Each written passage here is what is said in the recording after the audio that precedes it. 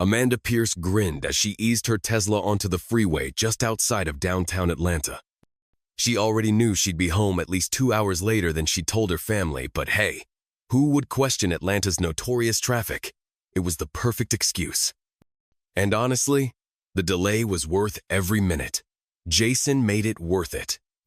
10 years, her junior, quick-witted, devastatingly charming, and with a body that could bounce back like a spring, he was practically engineered to be the perfect fling.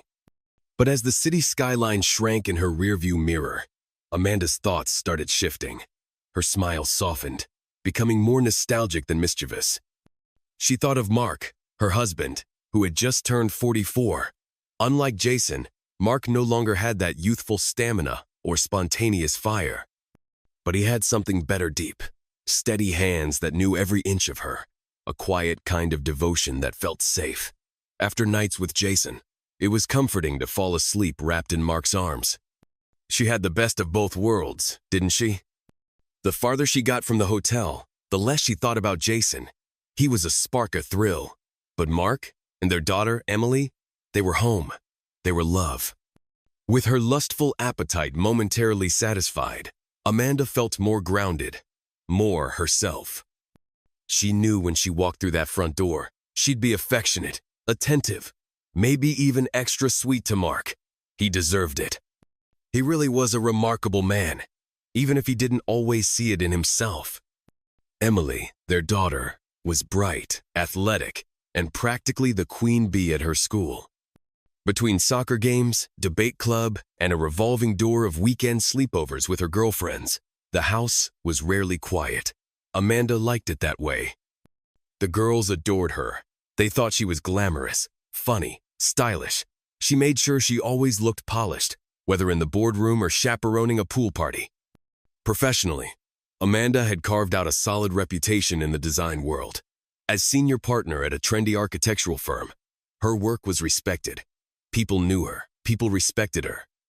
Same went for Mark, now ran his family's successful construction business.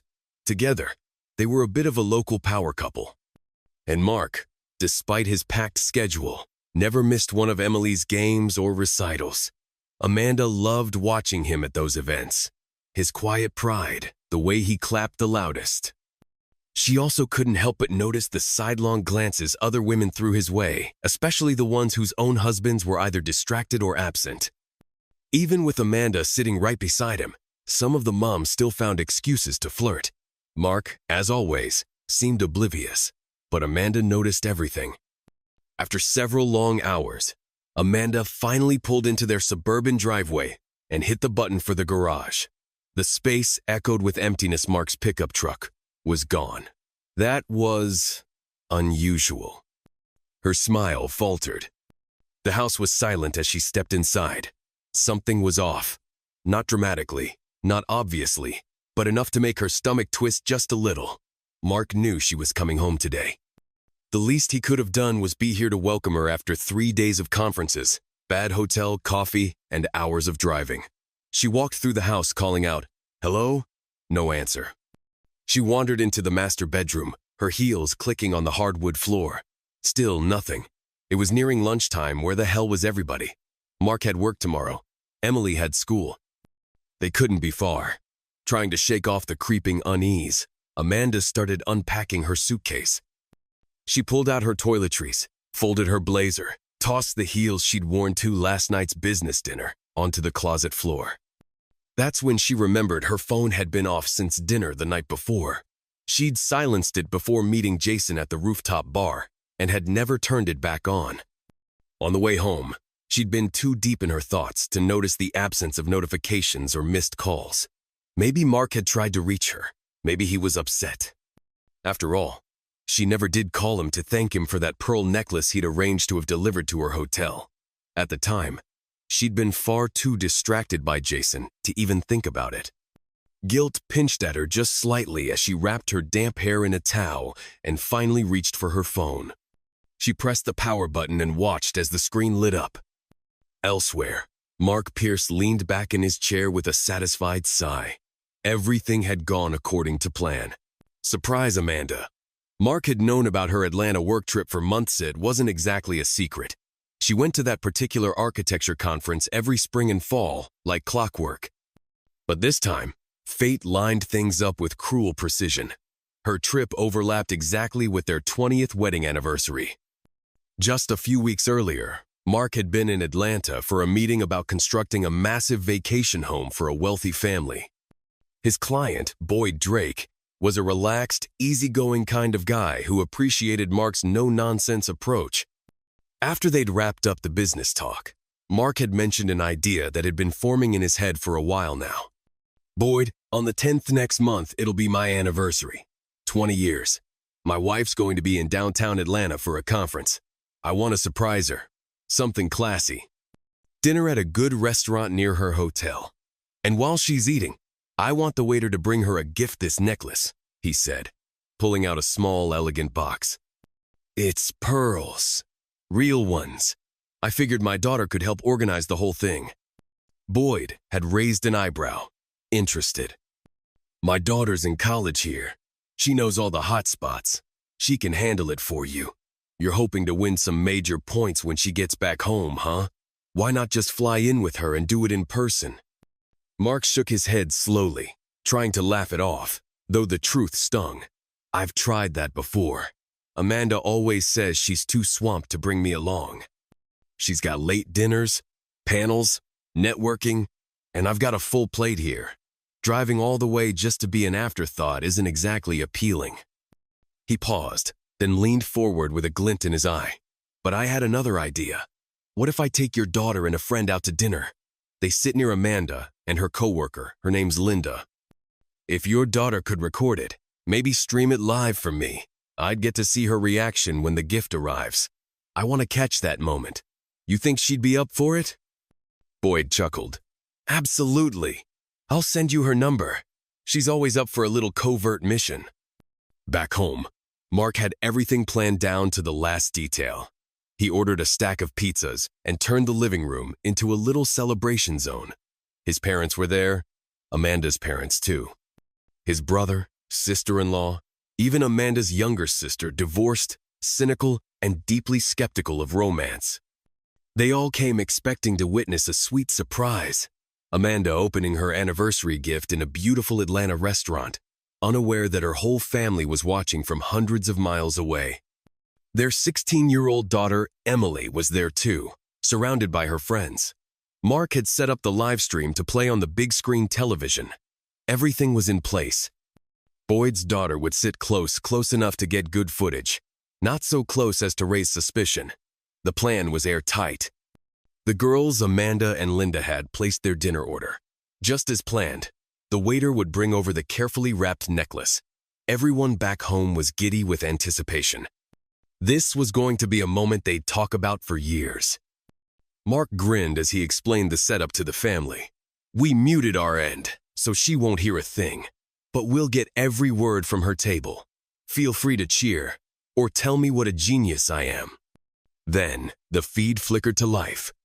"There she is," someone called out. Emily leaned forward, eyes narrowing. "Wait, who's that guy she's with?" The room fell quiet. On screen, Amanda strolled in hand with a man who was definitely not Linda. Young, handsome, very close. "I thought she was supposed to be with Linda," Emily said, her voice sharp, cracking a little. Mark stared at the screen. I don't know. He looks familiar." Amanda's father let out a deep grunt. He didn't say a word, but his frown said enough. The couple slid into their seats, laughing at something. The camera picked up the conversation clearly, crisp, and unfiltered. The unknown man gave Amanda a flirtatious smile. "Your husband's a generous guy," he said, flashing a grin. "I'll do my best to make this anniversary unforgettable, at least for you." Amanda laughed, leaned closer. "Better than our honeymoon? Then you'd better order the steak. You're gonna need the energy." "I'll make this anniversary one for the books," Jason said smoothly, leaning toward Amanda with a teasing grin. "Better than your honeymoon, even." Amanda giggled, clearly playing along. "Then you better get the ribeye. You're gonna need the stamina. My honeymoon was intense." Jason chuckled. Be honest, did you have a side piece back then too? Or did your husband actually manage to ring the bell? Amanda gave him a playful smirk. Mark did great. Thanks for asking. And you? You're the only other man I've been with in 20 years. Well, aside from Mark, of course. She winked. Lucky for me, he started slowing down. Jason laughed under his breath. Well, the good news is, you're about to have a better 20th anniversary than most women ever dream of. I've got you covered. Back in the Pierce living room, the atmosphere had shifted from giddy anticipation to stunned, choking silence. Maybe we should stop, Amanda's sister whispered, her voice trembling. This isn't right. Amanda has no clue we're listening. We're not turning it off, Mark said, his face flushed but firm. We haven't even seen her open the damn necklace yet. Emily didn't say a word, her eyes locked on the screen, her fingers digging into the couch cushion. The waiter returned briefly, collected their menus, and walked away. Moments later, another waiter arrived with a small gift-wrapped box in hand. The restaurant lighting glinted off the elegant silver ribbon. Oh, look, Amanda said brightly, her eyes lighting up. Mark must have had something sent over for our anniversary. She tore through the wrapping like a kid at Christmas and held up the necklace, eyes wide. Isn't she beautiful? She said, admiring the delicate string of pearls. Let me put it on for you, Jason offered. Amanda leaned forward, sweeping her hair aside. He clipped the necklace, then let his hands glide slowly, deliberately, across her chest. At a nearby table, an elderly woman smiled warmly. Your husband must be such a romantic. You're lucky to have such a handsome man. Jason didn't miss a beat. She's got both a romantic husband and a handsome boyfriend. Amanda shot him a warning glance, but it was too late. The old woman just chuckled as if it were a sitcom punchline. Jason leaned in again, lowering his voice just enough for the microphone to pick it up. I gave you a pearl necklace last night that looked even better on you than this one. Then he kissed her. Amanda grinned at him wickedly. That's the difference between a husband and a lover, she said, barely above a whisper. Husbands give us jewelry. Lovers give us orgasms. Back in the Pierce house, the silence cracked. The red-headed girl holding the phone boy's daughter shifted uncomfortably. Her voice trembled as she whispered, I'm sorry. I can't keep doing this. I should have stopped earlier, but I just froze. I was in shock. She turned the phone camera toward herself. I'll delete everything. I promise. I'm really, really sorry. And then click.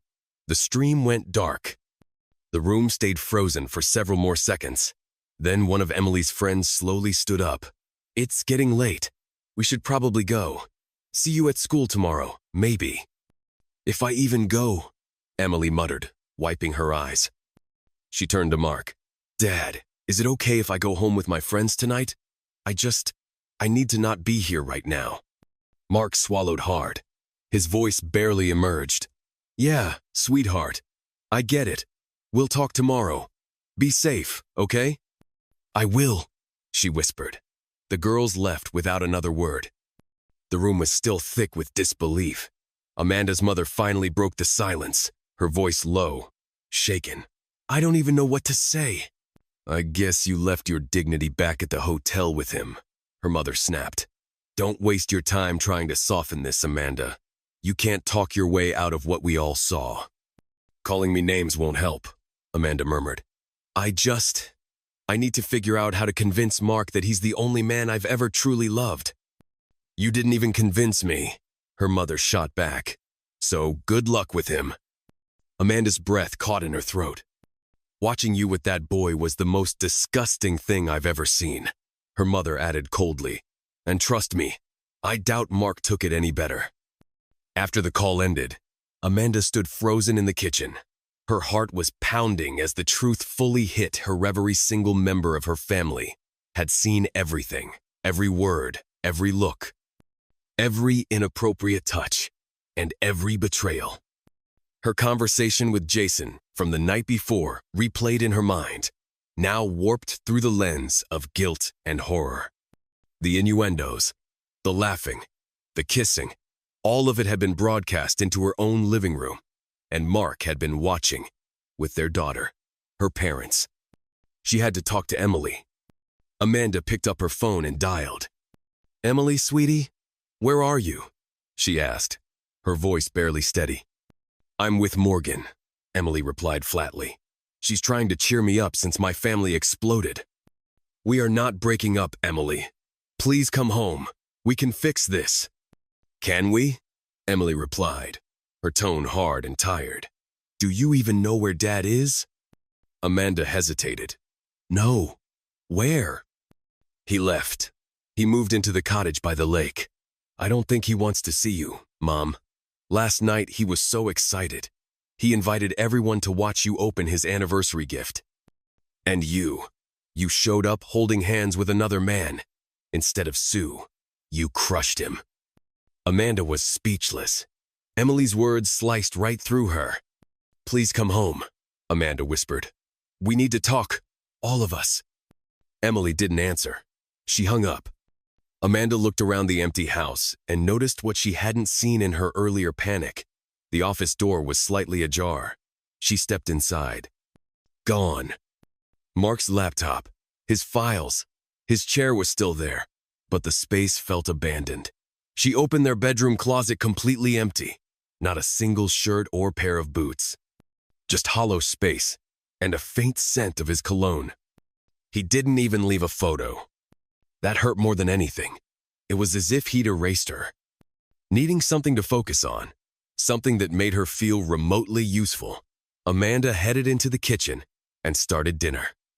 Emily would be home eventually, and Amanda didn't want to greet her with silence and guilt alone. When Emily finally walked in that evening, Amanda had laid out plates and a small, quiet meal. Emily sat down without a word. She answered questions with 1 or 2 words, wouldn't make eye contact. Amanda didn't blame her. How could she? Her daughter had every right to be furious. But maybe, just maybe, the anger would fade with time. The next morning, Amanda woke before the sun. She couldn't take the waiting, the isolation, the guessing. She needed to see Mark, so she drove to the lake house. The place looked exactly how she remembered it, calm, peaceful, private. But what she saw through the window wasn't peace. Mark was sprawled awkwardly on the couch, fully dressed, surrounded by empty beer cans. His head rested on his arm. He looked utterly wrecked. Amanda knocked once, gently, then again. "Mark?" she called softly. "Please, we need to talk." He groaned as he stirred. Slowly, he sat up, his face pale and hollow. He didn't say anything, just shuffled past her, straight into the bathroom. Amanda exhaled, her nerves unraveling. She went into the kitchen and started making coffee. The smell filled the space like muscle memory. A few minutes later, Mark came back out. Clean, quiet, still not speaking. She placed the mug in front of him. He took it, wordless. Amanda sat across from him, willing her voice not to shake. "Mark, I'm sorry. For all of it. I love the pearls. It was a beautiful gift. I wish," her voice cracked, "I wish I had known you were watching." "I'll always cherish the necklace," Amanda said quietly, her hands cupping the coffee mug. "It was beautiful and thoughtful. I didn't know you were going to show it to the whole family. If I'd known, maybe—" Mark set his cup down a little too hard.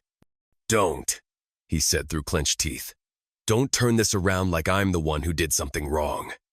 The edge in his voice stunned her. In 20 years of marriage, Mark had never spoken to her like that. Never with that mix of fury and exhaustion. The pain radiating from him was unmistakable. Amanda sat up straighter. "Okay," she said softly. "Then tell me what I can do to fix this. I love you. That hasn't changed. You're the only man I've ever really loved. Maybe we can—" "Fix what, exactly?" Mark interrupted, his tone calm but cutting. "Let's define the problem first. Is it that I arranged a special anniversary dinner and surprise gift at a restaurant near your hotel? That I asked a client's daughter to capture your reaction on video so your family could celebrate with you remotely? That I mistakenly assumed you'd actually appreciate the gesture?" Amanda bit her lip, blinking back tears. "You know exactly what the problem is. Last night, you saw me, With Jason. I told you I'd be having dinner with Linda, but instead, I went with him. You heard the conversation. You know what we did. Just to be clear, Mark replied, staring directly at her. Is the problem that he, along with your entire family, overheard that conversation? Or is the problem that you slept with someone else? Amanda's voice cracked as she whispered, The problem is my behavior. I know that. I was selfish and reckless. You didn't do anything wrong. You were trying to be thoughtful. Mark exhaled slowly. Good. At least we're starting to get somewhere. So now tell me the truth. Why did you cheat on me? How long has this been going on? How many men? And while we're at it, should I be asking if Emily is even mine? Or is that too far? Amanda recoiled. Don't be cruel, Mark. Of course, Emily is your daughter. Don't say things like that. You say that, Mark snapped. But you want me to believe you now? After lying to my face for who knows how long? You admit you cheated. But suddenly there's a line I'm not supposed to cross? You want me to believe it was just once? Just one guy? It was Jason. Only Jason. Since the beginning, Amanda whispered. There was no one else. That joke about the mailman? That's not fair. I'm just trying to understand your logic, Mark said bitterly. You cheat, but you still want points for fidelity because it was just one guy? You want me to be civil, grateful even? Amanda stared down at the table, voice barely audible. This was the third conference, where it happened. 2 nights each time. That's it. 6 times total. Mark's jaw tightened. So, 6 nights of sex with a man who wasn't your husband. Got it. Tell me, was he really only capable of once a night? Or were you generous with your time? Amanda looked up, her eyes hollow. What does it matter? Honestly, it was probably 3 times a night. Are you happy now? Mark leaned back, crossing his arms. Number. But here's the real question, Amanda. Why? Why did you do it? Was sex with me really so awful, so dull, so completely forgettable that you needed to find someone else? No, she said, her voice cracking. It wasn't that. It's not about you. I was bored, okay? Amanda confessed, her voice cracking under the weight of her guilt. And he wouldn't stop chasing me. I gave in. I was weak. It wasn't about you or our sex life, it was about me. My vanity. Maybe it's some stupid midlife crisis or insecurity I didn't even realize I had. Jason doesn't mean anything to me. I swear that to you. Mark leaned back in his chair, his face unreadable. So let me get this straight. You had sex with a man who meant nothing to you, he repeated slowly. Okay, then did you sleep with Mr. Jenkins? You know, the guy down the street who wears those god-awful floral shirts? Amanda blinked in confusion. What? No, I barely even talked to him. Honestly, he kind of grosses me out. But you just said it wasn't about love, Mark pushed. You sleep with men you don't love, who mean nothing to you. Jenkins fits that description perfectly. So what's the difference? Amanda sighed, frustration rising. I didn't say I sleep with every man who means nothing to me, Mark. That's not what I meant. I slept with Jason because he's attractive. He's charismatic. He's successful. He pursued me, relentlessly. Oh, so that's the criteria now? Mark snapped. Handsome, driven, and persistent? So basically, any guy who checks those boxes and chases you hard enough has a chance? Amanda's eyes stung. Number, that's not what I meant. Do you hear yourself? He asked, lowering his voice, but with more hurt than anger. You want me to believe this was just some lapse in judgment, but what you're really saying is that you have a weakness for men who flatter your ego. That doesn't sound like a one-time mistake, it sounds like a pattern. I made a horrible mistake, Amanda repeated, more desperate now. And it will never happen again. I swear it. I love you, not him, never him. Mark looked at her with deep sadness. How am I supposed to believe that, Amanda? On our wedding day, and more times than I can count, you promised you'd be faithful. You're beautiful. You've always turned heads. I've lived with that. I've never tried to dim your light. But now I see I can't trust you. Not with your heart. Not with your body. She reached across the table, her fingers trembling. Mark, please don't think like that. I love you. I always loved sex with you. It made me feel close to you, safe, seen. And Jason, Mark asked softly, what did sex with him make you feel? Amanda hesitated, then dropped her eyes. Dirty. Used. Not like a wife, not like a mother. It was the wrongness of it, I think, that kept me going back. Not affection, not love. Mark's voice was barely above a whisper. What did you do with him? Her face flushed with shame. Why does it matter? I only love you. It matters to me, Mark replied. Because it's hard to accept that you were willing to do more, be more for someone who meant nothing than you were for the man you said you loved. When was the last time you even offered to go down on me? Amanda opened her mouth, then shut it. Her cheeks burned. I thought maybe you weren't interested anymore. You never asked. No, Mark said bitterly. I didn't. Because what kind of husband begs for that from his wife, especially when she's out handing it over like party favors? Amanda winced. That's not fair. Oh, really? He said, his voice rising. You told me on our honeymoon I was the only man you'd ever need, that I was everything. But clearly, you and Golden Boy Jason had a hell of a time. I heard what you two said. He didn't even mention me and you let him. You didn't stop him. You didn't defend me. You just played along. She shook her head frantically. He never talked about you. I would never allow that. Mark stared at her, cold and hollow. You seem to forget that I heard you. I heard every damn word. He'll give you a better anniversary than most wives get? And you giggled. You didn't flinch. You didn't correct him. Amanda's mouth opened, but no words came. Mark stood suddenly, pushing the chair back. Why are we even talking about this? You found someone new. I've accepted it, Mark said coldly. Looks like you should too. Why pretend anymore? You don't want to be married to me. You didn't even enjoy being my wife. And let's not start pretending the sex was great because we both know it wasn't for you, not for a long time. Amanda opened her mouth to object, but Mark wasn't done. You're beautiful. You're successful. You're smart. You had options. And I was just the steady fallback. I should have seen it coming. It was only a matter of time before someone like Jason came along and you reached for something better. Well, congrats. You found it. Don't let the door hit you on the way out. Mark, please, Amanda choked out, tears sliding down her cheeks. We can't let it end like this. We need to talk through everything. We can find our way back. I know we can.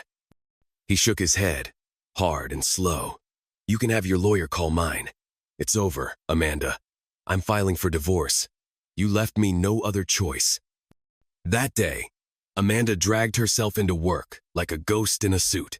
She barely made it to the break room before running into Linda, who stood with her arms crossed and fury blazing in her eyes. Why the hell did Mark call me about Atlanta? Linda demanded. He asked if we shared a room if I was with you during the conference. You know I haven't gone to the last two, and I damn well stopped the moment you started spending your nights with Romeo from the Chicago office. Amanda's face crumpled. Did you tell him the truth? Of course I did, Linda snapped. I told him I hadn't been to the last two conferences. I told him I had no idea what you were doing. But from what I've seen, you used me as a cover for your affair, and I'm done with it. Amanda looked down, her voice barely a whisper. It won't be a problem anymore. Mark found out. Everything. He's divorcing me. What did you expect? Linda shot back, softer this time. You think a decent man like Mark would just roll over after the stunt you pulled? God, Amanda, I warned you. I told you this would blow up in your face. I know, Amanda admitted, swallowing hard. I was selfish, stupid. I thought I could get away with it. I thought I could keep it separate from real life. From him. I never thought he'd find out. Well, he did, Linda said quietly. And now you've lost him. I'm sorry, but I won't pretend to feel bad for you. You made a choice. Amanda nodded slowly. I know, and I owe you an apology too. I used your name. I put your credibility at risk. You were a good friend, and I didn't deserve it. I don't deserve a man like Mark, either. That same day, Mark stayed home from work. He couldn't bear the idea of sitting through meetings, pretending everything was normal. Instead, he focused on moving his belongings to the lake house. It was something tangible, something he could control. He hated this, hated every second of it. But he knew, deep down, that he could never forgive Amanda.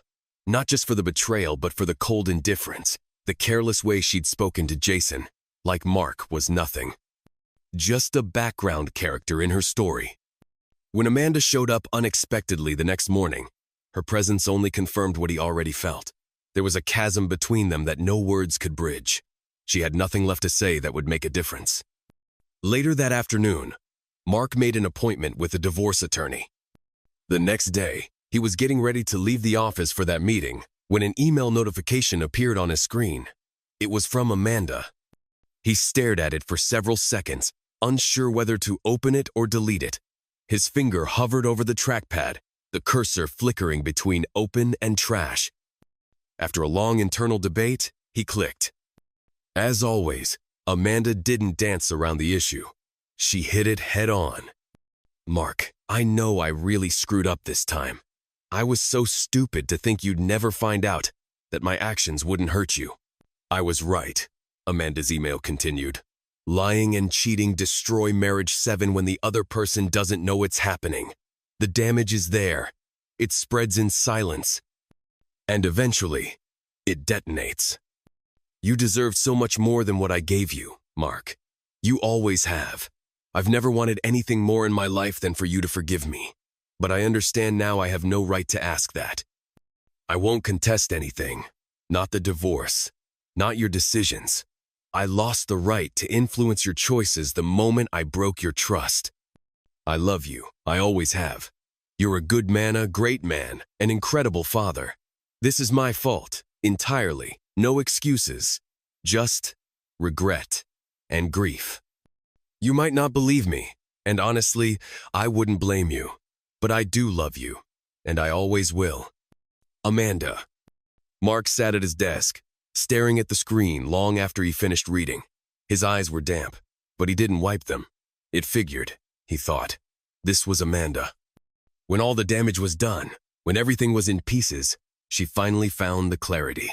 She had always been strong when there was time to think, facing hard truths with brutal honesty. But it was too late. There was nothing left to say. He closed the email, shut his laptop, and left for his lawyer's office. Meanwhile, Amanda wandered through her now quiet house like a stranger in a memory. The walls seemed colder, the furniture stiffer. Her life, once bustling with warmth and family noise, was now hollow. Her only updates about Mark came through Emily. That Friday afternoon, Emily called. "I'm going to the lake house for the weekend," she said. "Dad will bring me home Sunday night."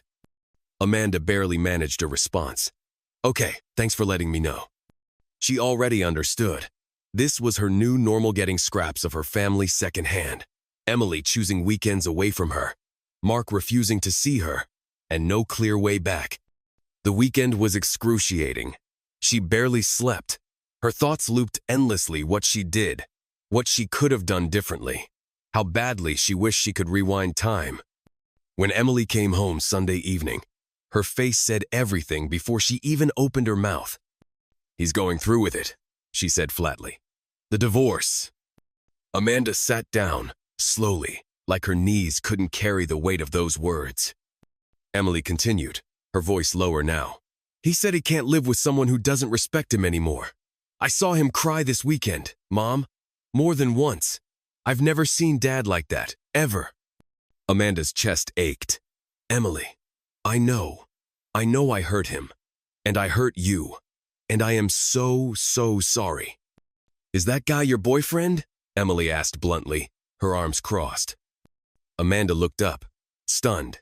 "What? Number God, no. Jason's not. He's not anything. That was a mistake. A horrible mistake." Emily's expression didn't budge.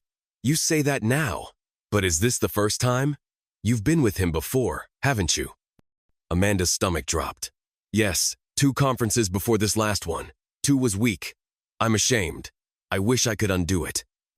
Emily stared at her, jaw tight. "That's not just wrong, Mom. That's betrayal.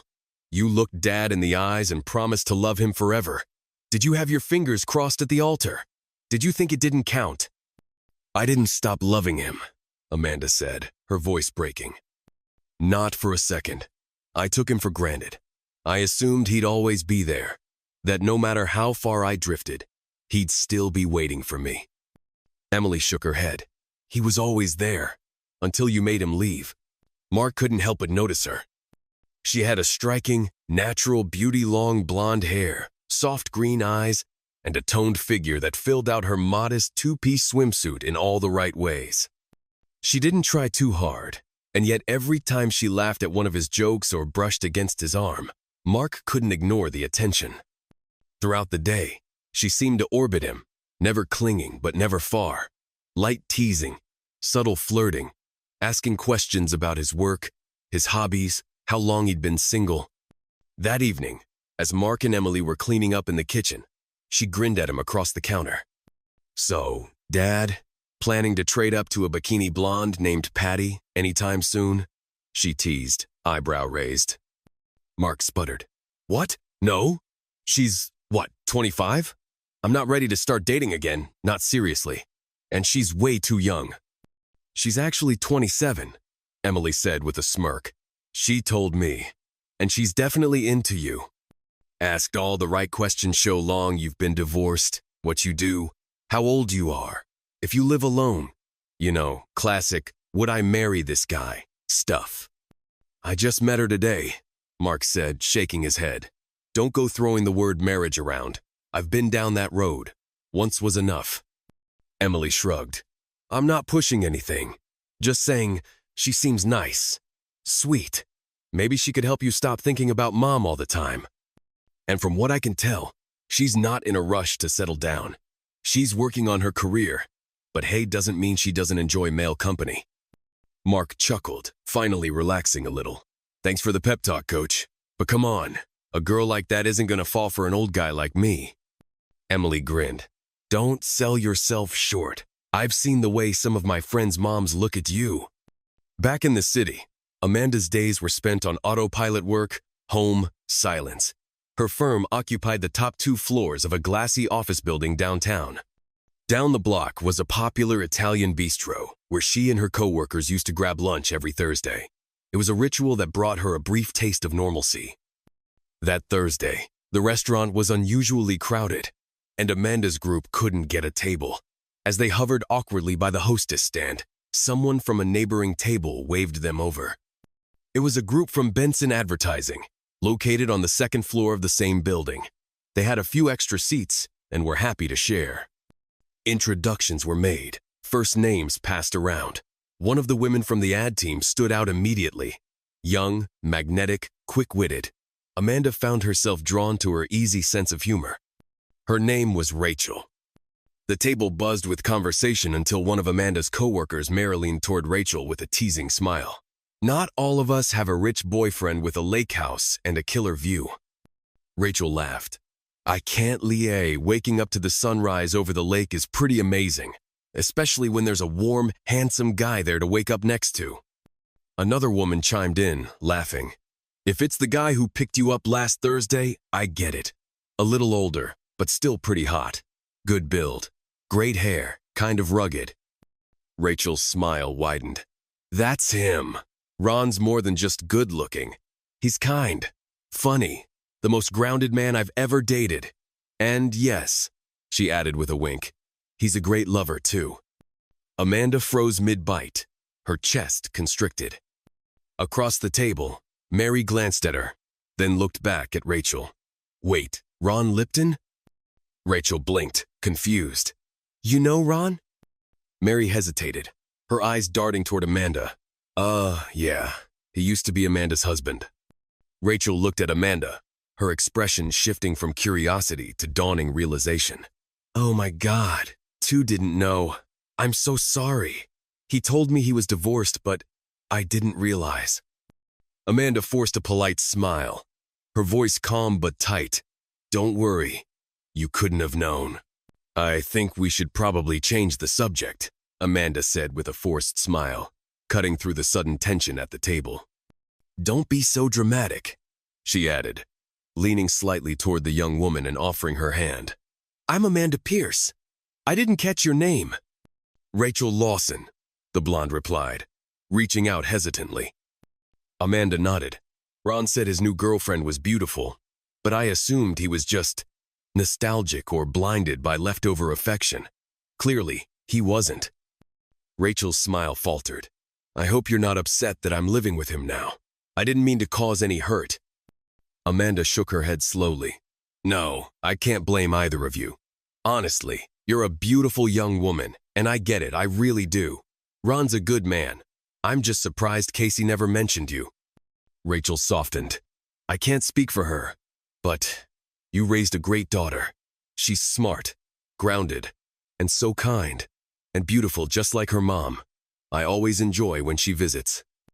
Later that evening, over a quiet dinner at home, Amanda couldn't hold the question in any longer.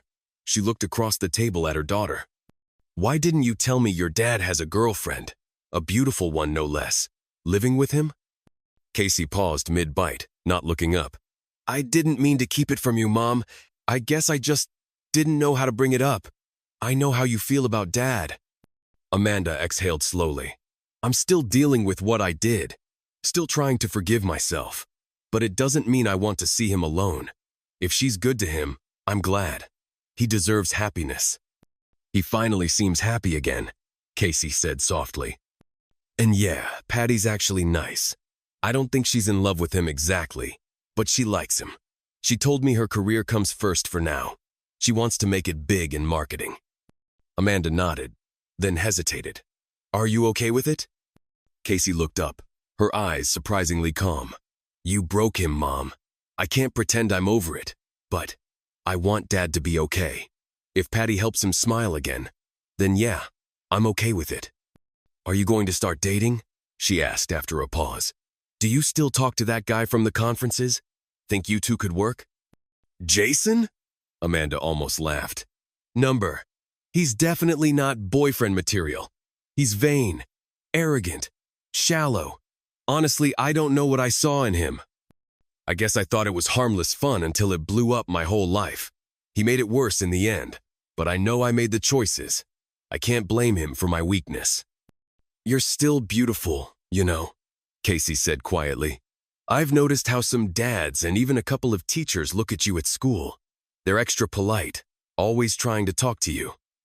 Amanda gave a bitter smile. That might be more pity than interest, or worse, opportunism. Around here, everyone knows why we divorced.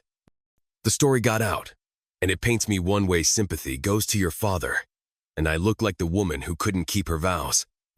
I'm not looking to make that mistake again. Casey's brows furrowed. But if you really love Dad so much, how could you cheat on him? I just don't get it. Amanda looked down, her voice small. I ask myself that every day. The only answer I have is, I started taking your father for granted. I knew how deeply he loved me. I was so sure of it, so secure, that I convinced myself I could veer off course a little, and he'd still be there waiting. Ron was my anchor. I thought he'd always be home, no matter what. I pray that when you're ready to start a family, Amanda told her daughter gently, you find someone like your father, a man with integrity, a man who loves without limits. And I hope you use my life as a warning don't ever take more than you give in a relationship. Be faithful, be dedicated, be honest. And if you ever find yourself tempted, or even just confused, talk to your partner before you do something that can't be undone. Emily didn't reply, but Amanda could tell she was listening. That was enough for now. From time to time, Amanda would run into Rachel at lunch, and much to her own surprise, she liked her, really liked her. That was the hardest part. She wasn't bitter or cold. She was warm, composed, and damn it funny. Amanda even caught herself looking forward to their brief interactions. She also felt deeply embarrassed, knowing how transparently desperate she was for any crumbs of news about Mark. Emily never gave her much. She was protective of her dad, rightfully so, avoided sharing anything too personal about his life. Amanda understood. She'd lost the right to know those details. Rachel, on the other hand, was more open. She often spoke of Mark during casual conversations with her colleagues, and Amanda sometimes overheard bits and pieces that made her chest tighten. One day, during a quiet lunch in the park, Amanda and Rachel happened to end up sitting near each other again. This time, Rachel looked over at her with surprising sincerity. "Amanda," she said gently, "it's obvious you still love Mark." Amanda didn't deny it. She couldn't. "He never says anything bad about you. Ever," Rachel continued. "But you can tell, you really hurt him. I'm not judging you, but for what it's worth, I would never cheat on someone I loved. And when I talk to you, I honestly don't understand how you did. You clearly love and respect him." Amanda's eyes dropped to her coffee lid. "I lost my way," she murmured, "and I paid the price.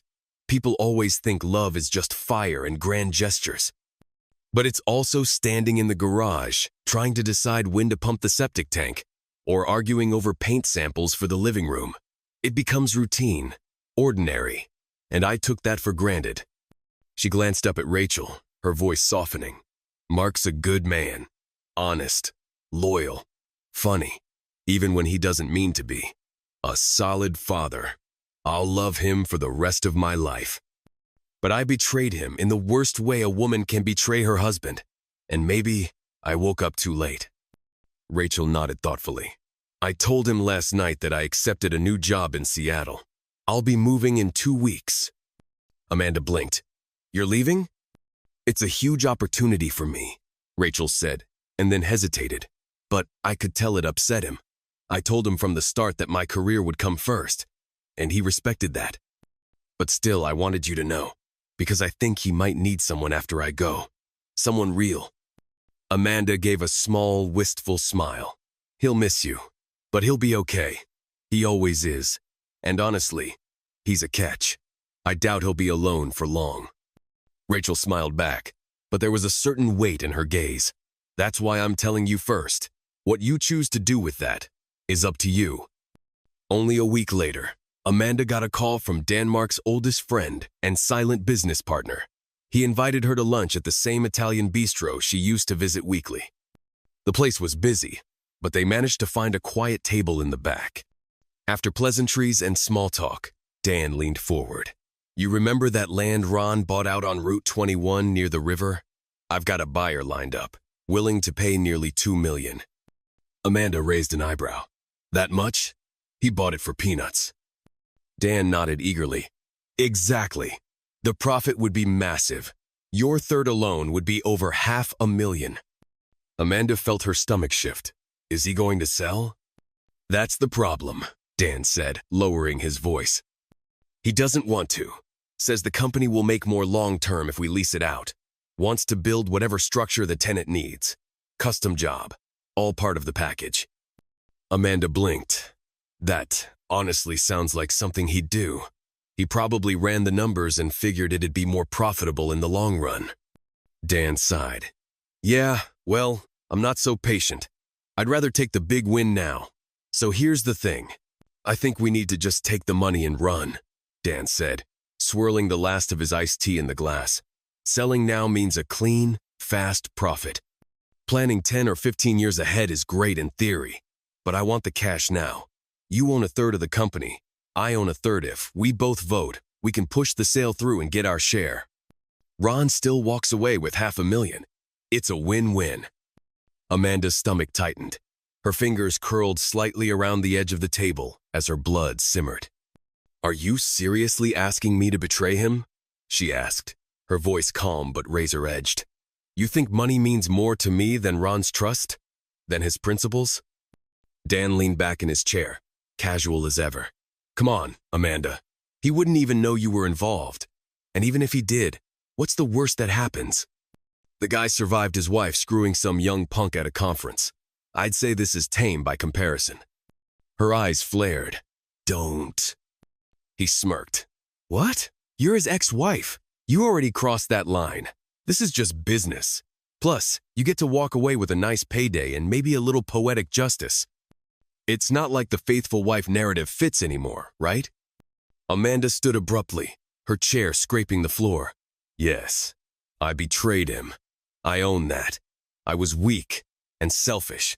But even at my worst, I never tried to destroy what mattered most to him. You think I'd stab him in the back for money? You clearly don't know me or him. Dan's grin faded slightly. He's better than both of us, Amanda went on, her voice rising. He deserves better friends, better partners, better everything. That's why I will never betray him again. Not in love and not in business. Dan stayed silent as she pulled a bill from her wallet and placed it firmly on the table. In fact, she said, her voice steady now, Ron will control my share of the company for as long as I'm alive, and I'll be updating my will to ensure he gets my third when I'm gone. You can consider that my final vote. She leaned in slightly, locking eyes with him. And don't even think about trying to steal this from him, too. With that, Amanda turned and walked out, leaving her half-eaten salad and Dan's smug little plan in the dust. Nearly a month passed before she saw Ron again. She was at home one afternoon when she heard a knock. Opening the front door, her breath caught. It was him, standing there like some kind of ghost that had stepped out of a dream. He looked good older, tired, but solid. Grounded, as always. She opened the door wider. Ron, come in. Everything's okay. Casey just left a few minutes ago if you're here for her. I'm actually here to talk, he said. If you have time. If not, I can come back another day. I have time, Amanda said quickly, stepping aside. I just made coffee. He followed her in, pausing in the kitchen to take the mug she handed him. You always made great coffee, he said as he took a sip. Amanda smiled faintly. When we first got married, I didn't even know how to brew a pot. You used to joke it tasted like burnt hope. He chuckled. Yeah, but I didn't marry you for the coffee. Oh? She teased, half smiling. Then what did you marry me for? You had other attributes, he said with a straight face. Amanda raised an eyebrow. I don't think I've ever heard you call them that. I remember you used to call them Smith & Wesson, Amanda said with a sly smile. You know, your big guns. Ron laughed, his face relaxing. Yeah, you definitely brought out the heavy artillery back then. I didn't stand a chance. She chuckled, then added with a playful edge. I'm guessing Patty's got you wrapped around her finger. Well, around something. Ron raised an eyebrow, clearly amused. There's definitely some heat there, he admitted. But I appreciate how you treated her. She thinks you're a genuinely good person. And honestly, her opinion of you is part of the reason I'm here. Amanda tilted her head. Really? He nodded. A few weeks ago, one of her friends overheard your conversation with Dan at the bistro. Patty told me about it before she left for the West Coast. She said you handled it with class and integrity. Said you showed loyalty, even when no one expected you to. Amanda's expression softened. I meant every word. After how I treated you during the divorce, I wouldn't blame you if you never wanted to hear my name again. But when I found out what Dan was trying to do, I couldn't let that happen. Many women in my position might have looked for a way to strike back, out of anger or pride, but I never wanted revenge. Not against you. Not ever. I know how much your work means to you, she continued. And I know this project, you don't just see numbers. You see purpose. You see potential. Dan's chasing a payday. You're trying to build something that actually matters. Anyone who doubts that is a fool. Ron looked at her, quieter now. I appreciate the vote of confidence. Patty helped me realize I'd been treating the business like it was all mine when, legally and morally, it wasn't. You're still my partner. I owe you the chance to weigh in. Amanda met his gaze. If you want to sell that land and split the money, I'll go along with it, but I don't think that's what you really want. You're right, Ron admitted. Dan's been pushing hard to unload it. He probably needs the cash. Says it'll free us all up, but I think there's a better path. Amanda smiled knowingly. You already have something planned, don't you? I've been negotiating with General Hospital, Ron said. They want to lease the land long-term and have us build an urgent care complex. It won't make us rich overnight, but it'll be steady income, a great project, and a huge benefit to the community. I figured it was something like that, Amanda said, proud and a little smug. That's who you are. You build value, not just profit. And that's exactly why I trust you. Always have. I know that might sound strange coming from me, she added, voice quieting. After everything I've done, trust might not mean much anymore. But it's true. Ron studied her face for a moment. It still means something. Amanda took a breath. Dan's trying to meddle in your business because he doesn't believe in the long game. I was thinking, maybe we should buy him out. Ron looked surprised. I've considered it, but I don't have the cash to make it happen. Not without bleeding the company dry. Amanda leaned forward, her voice calm but resolute. We could sell this house. I could get a nice 2-bedroom apartment for Emily and me, Amanda said thoughtfully. We've built up a good amount of equity over the years. The house is almost paid off, and with all the renovations you've done, it's worth even more now. It should be more than enough to buy out Dan's share. Ron stared at her, stunned. Amanda, this is your home. Are you really ready to sell it? To use that money to reinvest in the company? Amanda nodded. Now that we're divorced, it doesn't feel like my home anymore. It's just a house. But your business? That's your heart. And I trust you'll make it worth more than Dan ever could. I don't even know when or if I'll close that deal with the urgent care center, Ron admitted, rubbing the back of his neck. I can't guarantee you'll get your money back. Not anytime soon. Maybe not ever. Do I look worried? Amanda replied with a gentle grin. I was married to you for 20 years, Ron. I know how you operate. If anyone can turn an investment into something meaningful, it's you. If I lose the money, so be it. I still owe you. She took a breath, then added, and maybe this doesn't make up for everything I did, but it'll get Dan out of your hair. Ron looked at her for a long moment, then nodded slowly. All right, I'll agree on one condition. Amanda raised an eyebrow. Oh? You move into the lake house. With me and Emily, he said, then quickly added, you'll have your own room. It's got a big window, your own bathroom. It's really nice. You'll like it. Amanda smiled sadly. I don't think that's going to work, Ron. There's a lot of history between us, a lot of emotions, not to mention your dating life. It would be a mess. Ron blinked. Damn, I didn't even think about that. You're right. Of course, it would be awkward for you to bring a guy home with your ex-husband sleeping down the hall, especially that guy, what's his name, Jason. I'm not dating, Amanda said quickly. And I'm not planning to. I haven't been to a conference since that one. Haven't spoken to Jason either. He's out of my life. Done. If anyone's going to have dating drama, it'll be you. Ron snorted. Yeah, I doubt any woman would be thrilled to spend the night knowing my ex-wife is brushing her teeth next door. Would kind of kill the mood. Amanda gave a half laugh. Exactly. There was a pause, quiet and strange. You know, Ron said, voice softening, you're not the only one who made mistakes. I moved Patty in with me. I told myself it was casual, just companionship, but it wasn't the best message to send Emily, especially right after the divorce. Amanda nodded. I understand. You were hurting, lonely. I hurt you deeply.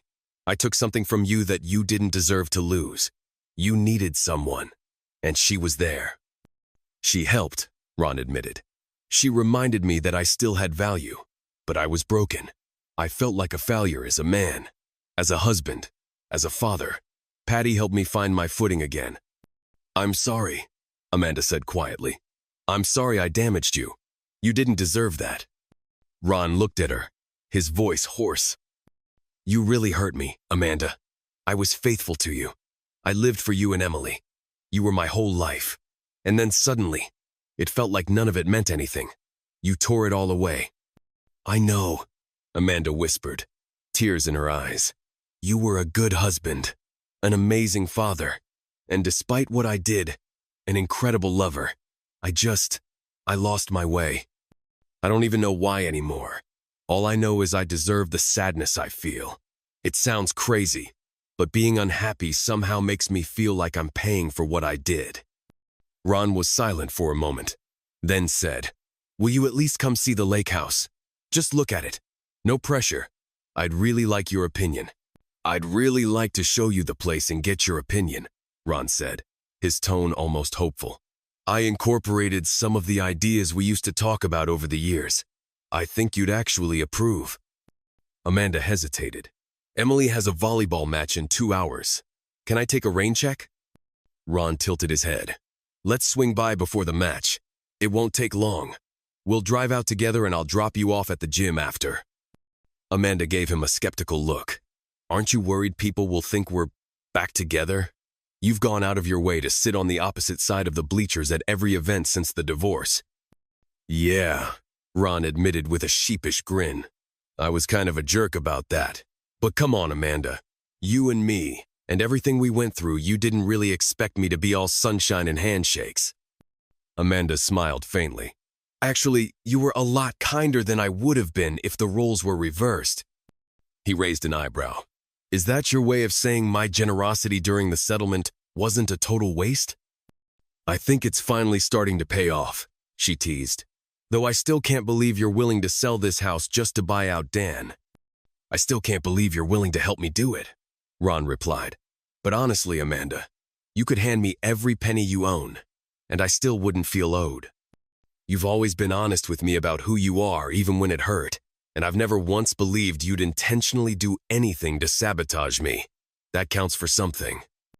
Amanda looked away, touched. "Take whatever you need from me, Ron. I know I've done more harm than good, but I trust you. I always have." Ron exhaled slowly, then changed the subject. "Come on, let me show you the house." The drive was quiet, but not uncomfortable. The kind of silence that exists between people who don't need to fill every gap with words. When they arrived at the lake house, Amanda stepped out of the car and took a long look. The renovations were stunning, modern, warm, open, the kind of home you'd want to return to, even after a hard day. "Wow," she breathed. "You really outdid yourself." "I had some inspiration," Ron said. He led her through the house.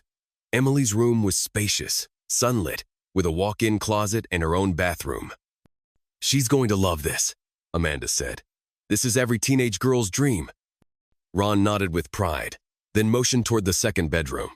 "This would be yours, just in case." Amanda stepped inside. It was beautiful muted earth tones, thoughtful touches, a view of the lake from the window. Still, a weight settled in her chest. "It's lovely," she said softly. "But I can't stay here. As much as I want to help, I can't be in this house with you every day. It would be too painful. Every time I saw you, it would remind me of what I destroyed." "We'll sell the other house," she continued, trying to stay composed. "I'll find a small apartment for Emily and me. I'll be fine." "We've got a little time before the match," Ron said, gently steering her toward one last room. "Let me show you the master." The master bedroom was the crown jewel, spacious, bright, perfectly balanced between comfort and design. "You did a beautiful job," Amanda said, her voice touched with awe. "No wonder your business is booming. You've always had an eye for detail." Ron glanced at her, then asked more sharply than she expected. "Would you stay here, with me and Emily, if this were your room?" Amanda froze. Her heart thudded in her chest. "I'd still see you every day," she whispered.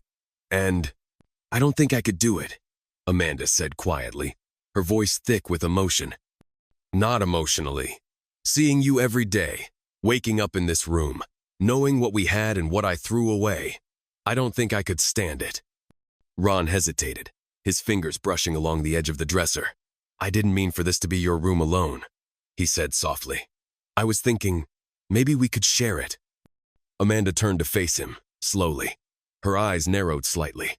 "Are you asking me to share your bed?" Ron exhaled sharply. "Ever since the day I left, I felt like crap. I miss you. I miss us. It hurts more than I thought it could. You messed up, yeah, big time. But I moved Patty and slept beside her for months. I can't pretend like that didn't soften the blow of your betrayal. but it didn't erase it, and it sure as hell didn't make me stop loving you." He looked at her, vulnerable for the first time in a long time. "I keep wondering if there's any chance we can get past all of this, get back to something real." Amanda didn't blink.